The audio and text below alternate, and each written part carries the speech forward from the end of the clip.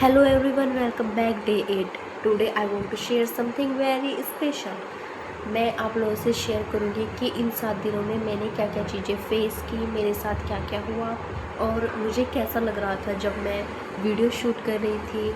और video shoot करने के बाद I thought I couldn't do it because my hands were shaking and my heartbeat was fast and I was forgetting words because मुझे कुछ भी समझ में नहीं आ रहा था कि कैसे करना है। जब डे 1 पे मैं वीडियो शूट कर रही थी तो मेरी हार्ट बीट इतनी ज़्यादा फास्ट थी और मेरे माइंड्स में बहुत ज़्यादा थॉट्स चल रहे थे कि पता नहीं मैं कैमरे के सामने कैसी लग रही हूँ और कैसी दिख रही हूँ, मेरा फेस मतलब अच्छा आ रहा है या नहीं, कि ये सब चीज़ें चल रही थी। और कि मतलब मैंने अच्छे से बात की या नहीं की। और मतलब मैंने महसूस किया कि जब हम घर में होते हैं या अपने फ्रेंड्स के सामने होते हैं, भले ही हम कितना भी बोल लें, डज़न्ट मैटर, हम पूरा बोलते हैं। बट जब हमको एक्चुअल में बोलना होता है किसी बात को लेकर, और कॉलेज में प्रोजेक्ट वगैरह में या फिर कहीं पर स्पीच वगैरह देनी होती है, तो तब जाकर हमें पता लगता है कि हम एक्चुअल में कहाँ पर हैं। और मैंने ये चीज़ें फ़ेस की कि मतलब मैं कैमरे के ही सामने अपने आप को जो फेस नहीं कर पा रही थी उस टाइम पर। तो और जब प्रोजेक्ट वगैरह देना होता है और स्पीच बोलनी होती है तो तब क्या होगा, हम बहुत ज़्यादा नर्वस हो जाते हैं। तो यही चीज़ मेरे साथ हुई। सॉरी गाइस, बीच में मम्मी आ गई थी। तो यही चीज़ मेरे साथ हुई और मैंने महसूस किया कि मैं तो मतलब कहीं भी नहीं हूँ, अभी तो मैं बिल्कुल ज़ीरो में ही हूँ। मतलब सच में मैं मुझको तो कुछ भी नहीं आता, मेरे को तो बोलना भी नहीं पता।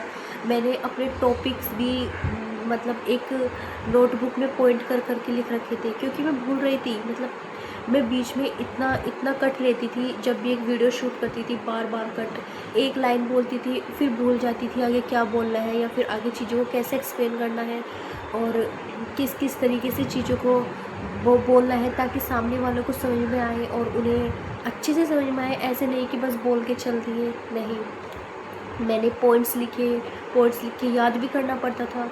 धीरे धीरे ये चीज़ें होने लगी। डे 2 आया तो मतलब मैं उतनी ही नर्वस हूँ और आज भी मैं उतनी ही नर्वस हूँ। मैं सच बताऊँ तो थोड़ा कम है। डे 2 आया तो मैंने फिर और हिम्मत की और मैंने सोचा चलो जो होगा देखा जाएगा, लोग क्या सोचते हैं, मैं मतलब लोग तो बाद में ही सोचेंगे, पहले मैं ही सोचना बंद कर दूँ, क्योंकि मैं ही इतना ज़्यादा सोच रही थी कि मैं कैसी लगूँगी, मेरी वॉइस कैसी है, मेरे पास एडिटिंग नहीं आती, मुझे बोलना ही नहीं आता है। और टू बी ऑनेस्ट अभी प्रोजेक्ट वगैरह है मेरे कॉलेज में। मैं सोच रही थी अपने आप को कि जब मैं कैमरे के सामने ऐसे कर रही हूँ तो वहाँ पर जब मुझे अपना प्रोजेक्ट एक्सप्लेन करना होगा तब मेरे साथ क्या होगा। तो मैं थैंक गॉड कि मैंने ये चैनल स्टार्ट किया और अपनी इन कमियों पे काम कर रही हूँ ताकि उस टाइम पे मैं नर्वस ना हूँ। अभी तो मैं अकेले बोल रही हूँ बट उस टाइम पे तो मुझे सबके सामने बोलना पड़ेगा और शायद उधर से क्वेश्चन भी आए, उनका भी मुझे आंसर देना होगा। तो उस टाइम पे मुझे बहुत ज़्यादा इंसल्ट फील होती अगर मैं अभी से ही, बट इसलिए मैंने अभी से ही काम करना शुरू कर दिया।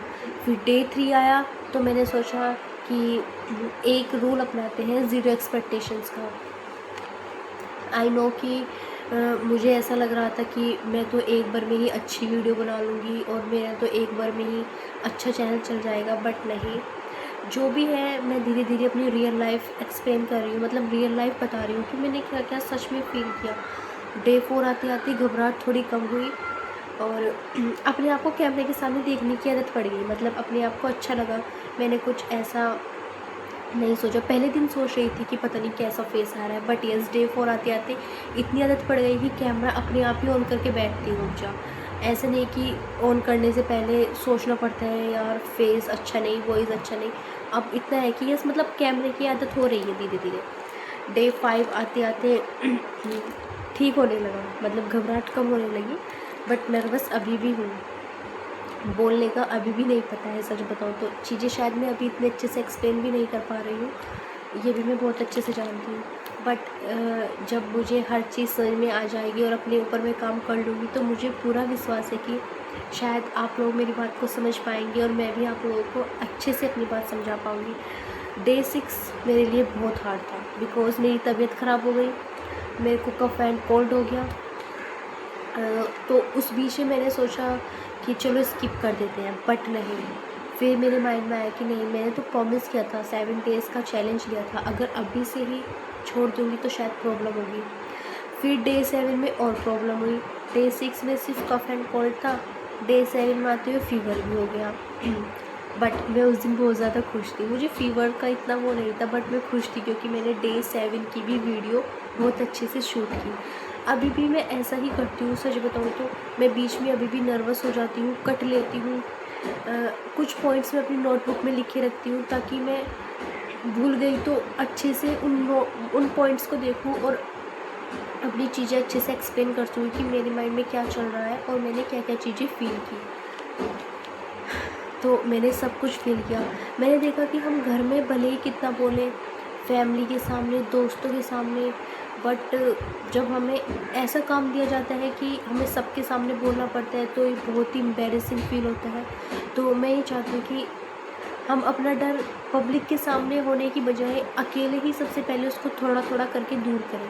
मतलब अगर मैं डायरेक्ट ही स्पीच देने चली जाती, पब्लिक में बोलती, तो शायद वो बहुत अजीब हो जाता।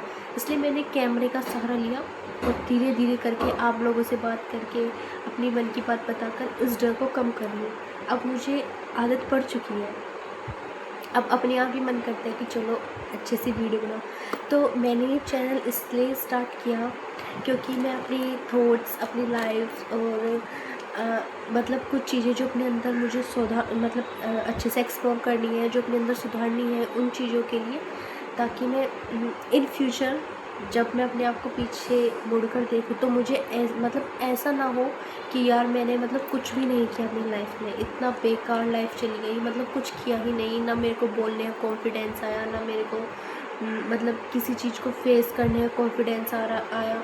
तो मैं ऐसा बिल्कुल नहीं चाहती और मैं धीरे धीरे इसलिए ये चैनल स्टार्ट करी।